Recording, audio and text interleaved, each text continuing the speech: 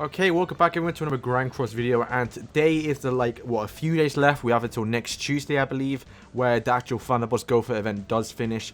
And currently, I was at time of recording around 16%, so obviously I want to get back into that 15% to get the extra 20 diamonds, and also, is it 3 or 2 SSR pendants?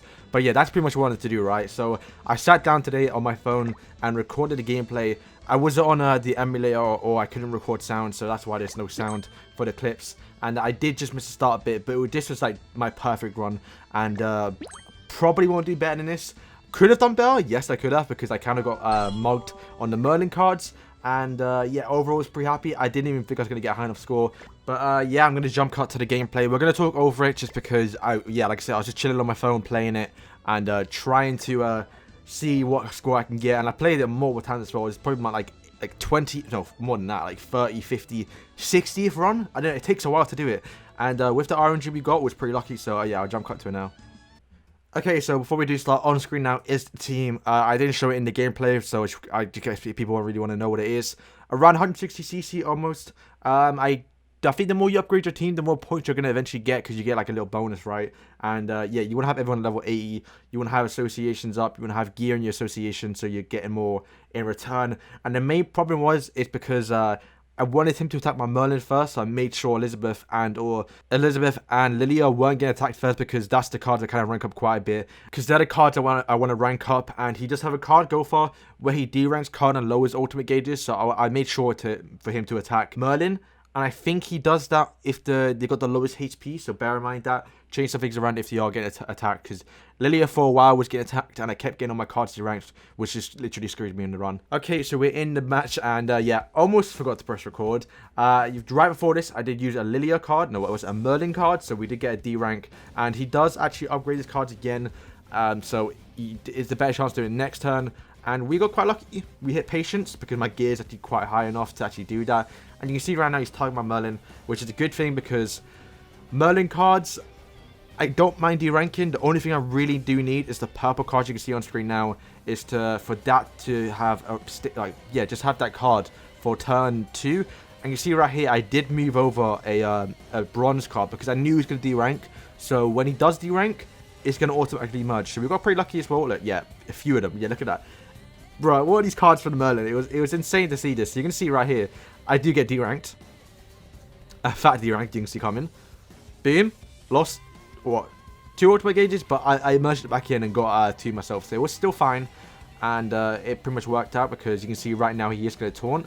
So what we're going to do is derank his cards, use ultimate, and then also target the left guy to stop him from taunting. So we can still do AoE damage, or single target damage, because my main person doing damage is probably Elizabeth. Yeah, you can see he's almost dead, right? My Merlin is 1 out of 6. So that's actually kind of right. So what? This is the 3rd turn. So 4th turn now. And you'll notice as well, turns is quite important because that's where we get most of our points from. The longer the game goes out, the more longer or the less points you do get. And you can see at the end it's pretty fast. So kind of got screwed here. We lost our cards, but still we're going to get a merger anyway. And I just like, okay, let me I need to attack because there's no way I'm not going to attack. So I healed up just for the, might as well do it. Target that guy for damage, and then also D-rank. I should actually done the opposite way, because if the purple one did kill, then I would have lost out on the D-ranking of cards. So that was a mistake, but luckily enough, boom, he didn't kill, so I was super lucky. And if this didn't do enough damage to kill, it would have been like screwed. So we killed, and we're now into stage 3. I believe turn 5. That was the 4th turn there, so now we're on to phase 2 with turn 5. Unless it still counts as turn 4. I'm not really sure how that works, but I'm pretty sure this will be turn 5. And you kind of want to do it before turn 9, because that's where you lose a lot of points. So the goal here is to pretty much kill as fast as we can. And I didn't really do that. Most of the time I was just kind of longing out the mission to see how much cards I get. But I think one big luck in this factor was the fact I did get quite a lot of combines, like for free essentially, right? And yeah, we just pretty much at this point, I was like, oh, okay, what should I do here? So I just merged it, because later on we are going to need to actually stop the left guy from taunting, which is going to be a big thing, so we can still do some single target damage. Obviously, Leo doing tons of damage there at the start, giving us so much points, because it does, like, if you do more than 60k, you get quite a few. So this one here, he applies a lot of debuffs. A lot of debuffs. So at this point, we are using Elizabeth, who adds a Solidify, which does like 30% resistance. And at that point, I obviously needed to get rid of it. But I didn't want to waste a turn. So I was like, okay, cool. Let me just do damage here right now. And stop it from owing, lower it, obviously getting some more gauges. And next turn, when he does apply more debuffs, we are going to be able to actually remove them. And add a, 60% resistance for all our characters. So once again, you see right there, lucky Lilia card there too. We do have Elizabeth's ultimate as well, so that's beautiful. And I think, I'm not sure how I ended it. I'm pretty sure I ended with like, I think just above 50 HP on Elizabeth, which almost screwed me. So right here, we're going to use Elizabeth. Tons of damage. We're going to use the purple card. Okay, yeah, so this was a big thing. I wasn't sure what to do here, so we had to use Elizabeth because we need to use that purple card, right? So when we do use the purple card, it's going to stop him from taunting. But we had to also use an AoE card because we can only attack once in it. So I had to just risk it and use the tier 1 rank card for Lilia, which doesn't do anything. But it saved me him from healing, and if I didn't do that, I was literally screwed. So the left guy is, yeah, he can't taunt no more, so we're good for that half. And then next turn we can ult. So luckily, Gowther does do this, where he has an ultimate, he doesn't ult sometimes. But if he did, we actually might have lost here. So cards aren't looking the greatest. You can see we only have one AoE card. So what I did was, you can see right now, okay, yeah, so he's 50 HP, or 50% HP, so we just went straight for it.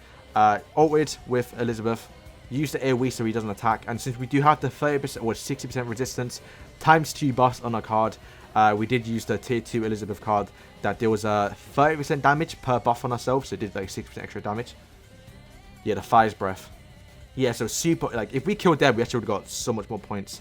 And that did give us enough for the ultimate. And you can see right here, I'm kind of low on HP. If I had more HP, it would have been a lot better. So I knew I had to obviously rank up my actual cards here. One of my cards, my HP. So I had to use the tier 2. And also we're going to get to remove the debuffs. Lilia ult, it's 3 out of 6, so it did help quite a bit. And since we do still have the tier 2 stack, or the 2 buffs on our Elizabeth, the tier 1 should do enough damage to actually kill. And boom, a little bit HP. And you can see right here, just enough damage to kill. And yeah, this was literally my best run. Not the greatest. You can see the second half, we didn't get one single Merlin card. Which, I mean, Merlin's D rank card gives you so much points, like up to like 400. And you can see 3.3. I was on 3.1. I did say it was possible to hit 3.4. And yeah, it definitely was. If we did get like 1 or 2 extra, instead of using that Lilia card, if we had like an actual Merlin card, that actually give us points, because that Lilia card gave us no points. We definitely would have been better. Plus, we got the mission scores, which obviously you want to do that. And I think a little bit more HP as well would have given us all the points. But that is pretty much the perfect run for this challenge. Obviously, by the way, I didn't say I'm in landscape mode because, yeah, I'm on my phone. I'm not going to play horizontal. And yeah, we pulled off. And you can see at the end when we do cut to it. Boom, 11% with essentially 3 days left, right? So, was it? It's Saturday right now. So, Tuesday, Monday night, essentially. I don't think I would drop out of 15% because I was around 10%, 11% when I first got 3.1, and throughout the 2 weeks I kind of dropped down 1% every couple days. So the fact we only have like 2 days left, I'm pretty sure I'm securing the 15%. And obviously this is important because the Attack on Titan collab is coming soon-ish. We know it just got added on JP, I think on the 29th. I'm avoiding any bit of detail for it because I want to have my first initial reaction to when it comes to global. And yeah, at that point, I want to have like everything fresh, and I want to know. I want to go in surprised, right? I think that's one part about the game I don't like, is that everything is known in JP. So when I do go in fresh on the actual banner and seeing all the characters, customizations, what they look like in game is going to be pretty fun. But yeah, the 30 damage is going to help towards it because we're going to try and do a massive summon video for that. And pendants too, we're gonna want around 45 pendants if we are gonna level 80 every single person. I'm doing on my bosses each day, so yeah, that's pretty much my perfect run. Let me know what percentage you are at. I received some comments on my couple videos ago about some scores to get, and I did try them, but for me, I know I could have gotten a higher score, so that's why I stick with this team. And yeah, if you want to see like a full-on guide, I guess we did make a video I guess when the first boss came out, so yeah, about 2 weeks ago now. But yeah, thank you guys for watching, and peace.